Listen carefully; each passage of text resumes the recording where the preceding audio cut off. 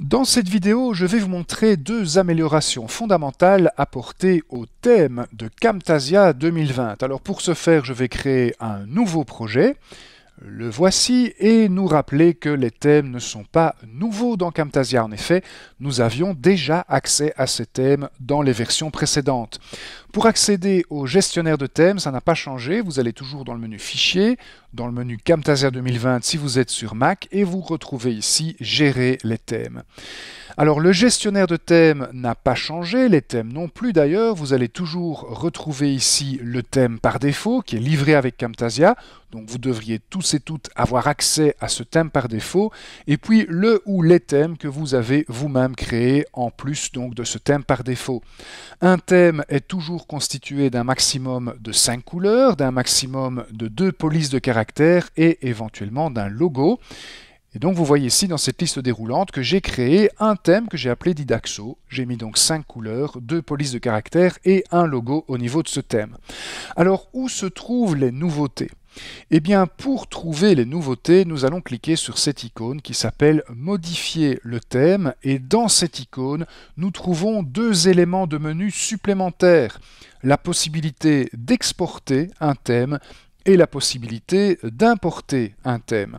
Si vous cliquez sur Exporter un thème, eh bien vous allez devoir sauvegarder sur votre disque dur un fichier au format CamTheme. Alors je ne vais pas le faire dans ce cas-ci, je vais donc cliquer sur Annuler. Et puis pour importer un thème, eh bien vous allez cliquer sur le dernier élément de ce menu et puis vous irez rechercher sur votre disque dur eh bien, le fichier CamTheme du thème que vous désirez importer. Cette nouvelle fonctionnalité est très importante car elle vous permet de partager des thèmes avec d'autres utilisateurs de Camtasia ou bien si vous avez plusieurs installations de Camtasia, par exemple si vous utilisez votre ordinateur de bureau et votre ordinateur portable, eh bien vous pourrez ainsi partager des thèmes entre vos deux installations de Camtasia. Alors je vais cliquer sur Annuler pour fermer le gestionnaire des thèmes et vous montrer l'autre amélioration apportée au thème dans Camtasia 2020.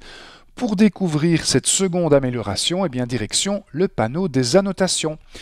Dans le panneau des annotations, vous avez une liste déroulante supplémentaire. La liste s'appelle thème et vous pouvez donc appliquer déjà avant d'importer vos annotations dans votre projet, vous pouvez déjà appliquer le thème que vous avez envie d'appliquer.